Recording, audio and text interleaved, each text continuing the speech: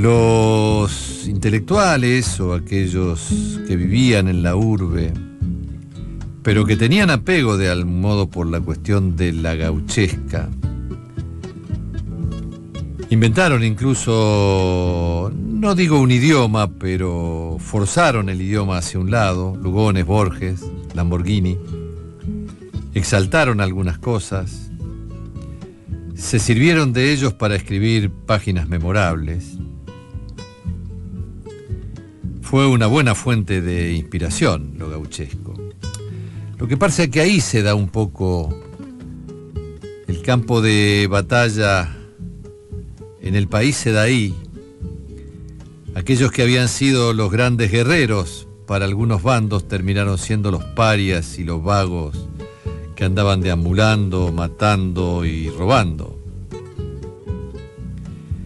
Terminaron siendo una cifra minoritaria y despreciada. Y costó mucho incorporarlos a la cultura oficial.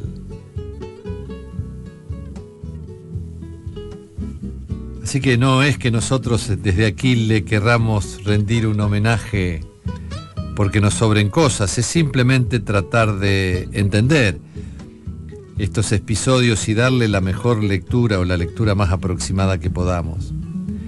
Después la cosa siguió y se volcó esto de la tradición en la forma que teníamos de hacer las casas. Y ahí ya empieza otro análisis para hacer, para el cual invito a mi amigo, al arquitecto, doctor en arquitectura, para ser más preciso, Roberto de Gregorio. ¿Cómo estás, Roberto? Bien, bien, muchas gracias por el título de amigo. Ah, qué lindo. Bueno. Lo demás. Bueno, gracias, Roberto. Bueno, Roberto, ahí también empezó lo gauchesco, lo tradicional. Escuchando. Se fundió en una forma y después esa forma tuvo su derrotero hasta que llegó a una pared. Vos sabés que sí, realmente es muy interesante lo que vos estabas planteando, porque durante toda la época de las guerras civiles que hubo acá, realmente poca plata había para construir si tenían que estar guerreando, y lo que había se fue quedando obsoleto.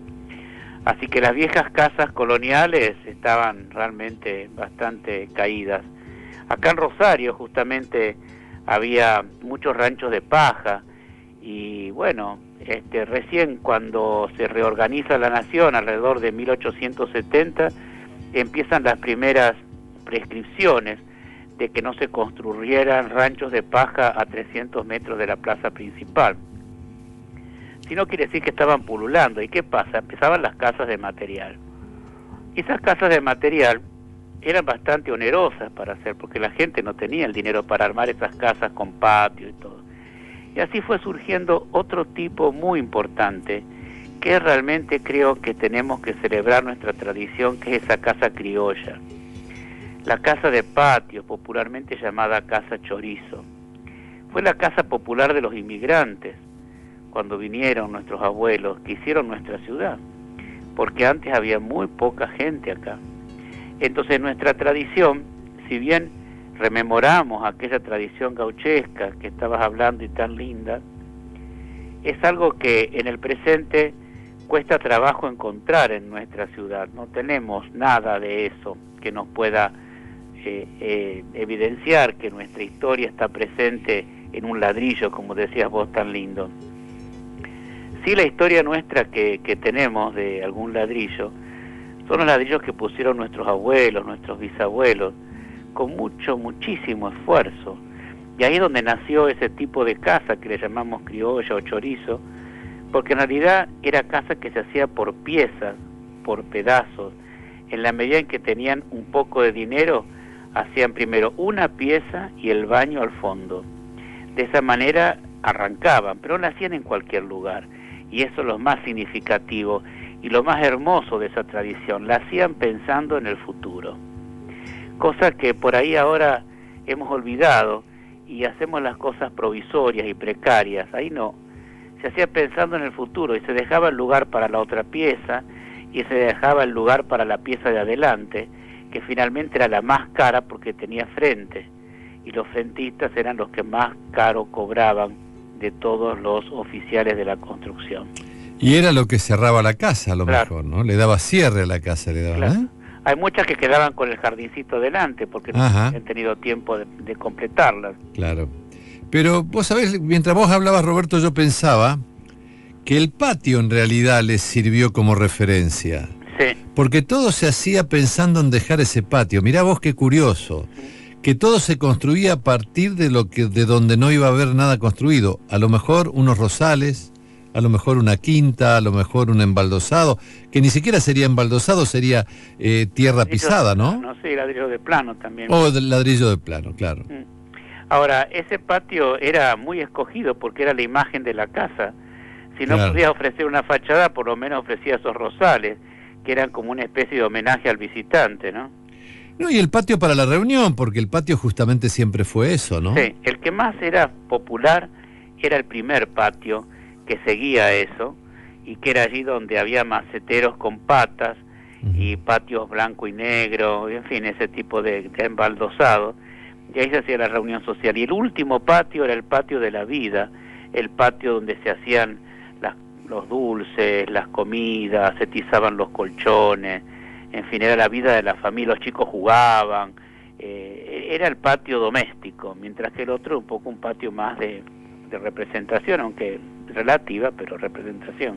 Esa tradición es muy nuestra, ¿eh? Esas casas nos unieron a todos, porque en esas mismas casas vivían los turcos, los judíos, los italianos, con los españoles y con todas las vueltas, porque de los italianos decimos nosotros, pero en ese momento venían de todas partes y no tenían ninguna idea de reunión.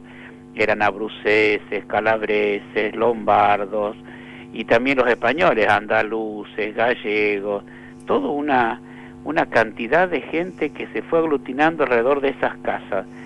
Y a ninguno de nosotros nos cuesta trabajo pensar en esas casas, porque es algo que nos une a todos, aunque no hayamos vivido a lo mejor, ¿no?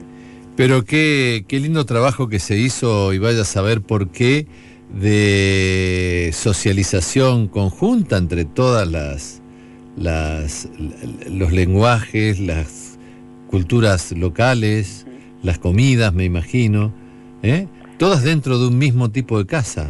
Yo reverencio mucho a mis 4 abuelos porque siempre dijeron que había que agradecer a la Argentina.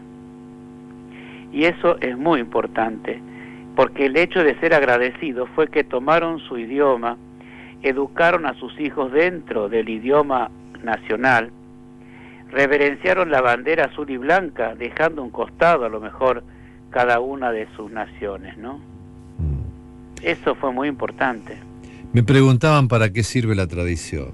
Bueno. En una de esas, la respuesta es esa, ¿no? Qué linda respuesta. Vos diste la respuesta a esa pregunta. Mira qué interesante. Nos da identidad.